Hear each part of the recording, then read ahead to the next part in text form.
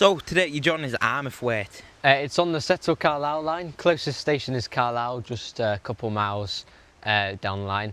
And then you can go up to Leeds, connections to Leeds, West Yorkshire. Yep, West Yorkshire. Yeah, West Yorkshire. Yeah. You pointed the wrong way when you said Carlisle there, but you know what? It's all right. I think Carlisle's that way. There's also a lovely signal box over there with some lovely volunteers. So we're going to go speak to the volunteers and see what it's like.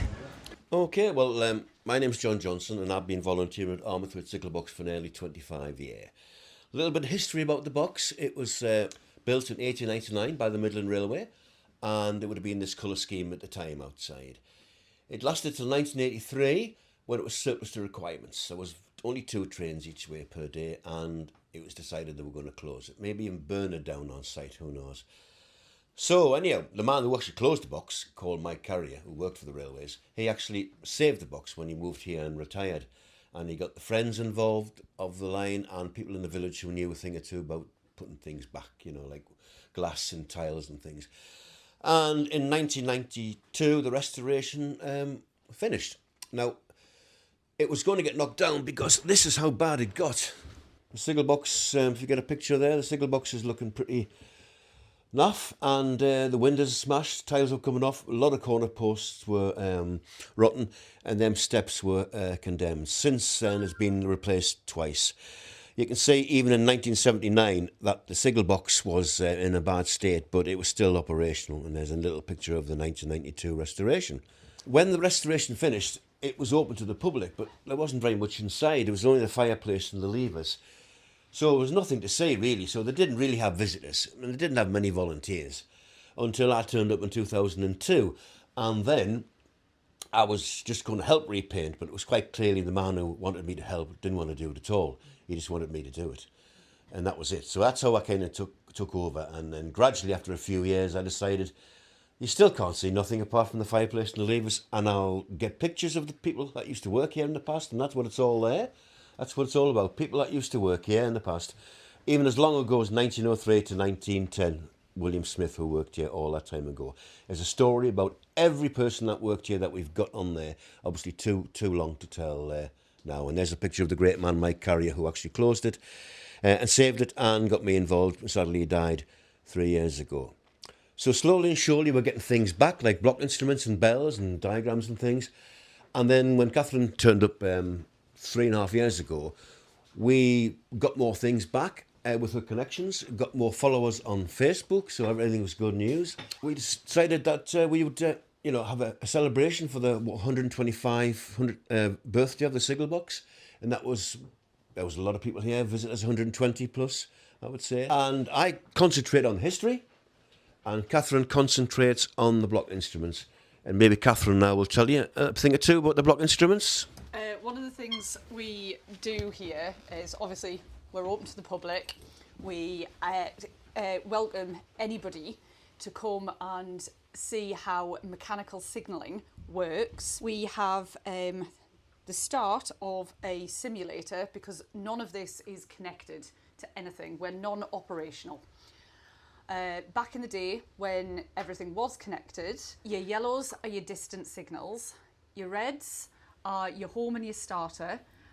With a white band, that means that they are locked with the other signal box, so he has to give a release before you can release this. Whites are spares, blacks are your points that change the track. Obviously, there's none of that anymore. We demonstrate signalling .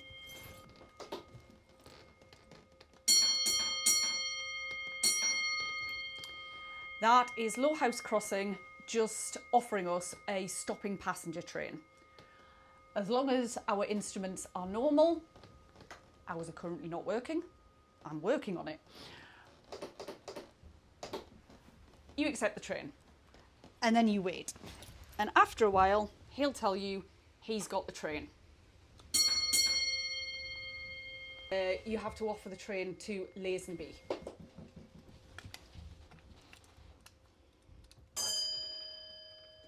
Offer him the train, 3-1. He looks at his instruments. He's accepted the train.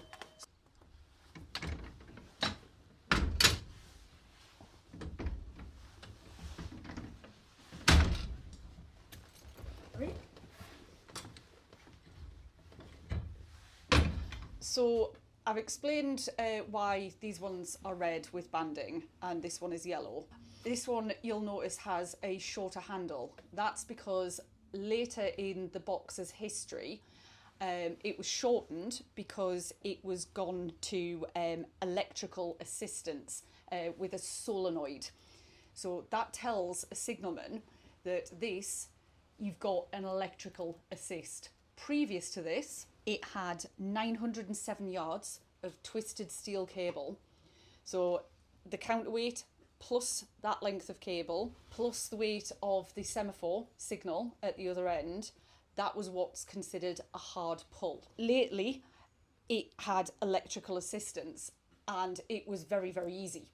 The levers are shortened to tell any signalman that that one has electrical assistance. Before that, when it didn't have electrical assistance, hard pulls were considered quite dangerous. In times of extreme cold or extreme heat, the cable that is tensioned to the semaphore signal expands and contracts. Now, this has actually happened to a friend of mine. He was fine, but go to pull it, get so far, and the cable snaps. I knew that was coming. That goes that way, and you go that way because of the sheer force of it. It has happened to a friend of mine. He was okay, but even though mechanical signalling is very, very reliable, it is not without its dangers. Okay, as volunteers at Armathwaite Signal Box, we have to look after visitors, make them a cup of tea, show them the signals, how it used to work from the past, like you've just seen with Catherine. Also tell them the whole history, why it's this colour.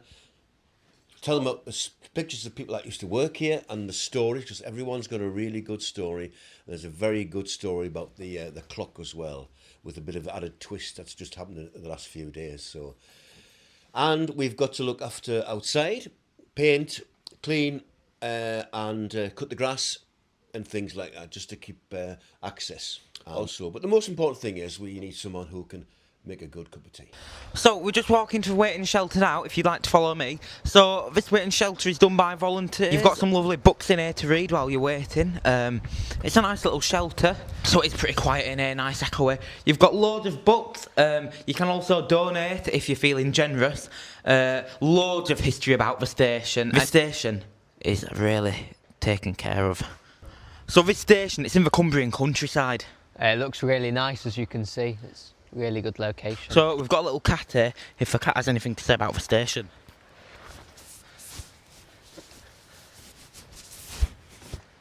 That's what the cat has to say. Right, so here we've got the lovely 1800s building at the station. It looks very nice, as you can see, although some of the paint is rotting away. It'll be really nice to see it as restored as the signal box is. So it's served by 158, either 2, 3 or 4 cars. This time it's a 4 car coming in. The 158 will be coming around the corner any second now. We're going to be jumping on Mr Carlisle. So this has came from Leeds. Hello, Mr Driver. Hello, Mr Driver. 158903, so it's in the special livery, the amazing livery that we've got. So we're going to jump on, go to Carlisle, and we're going to just see the train.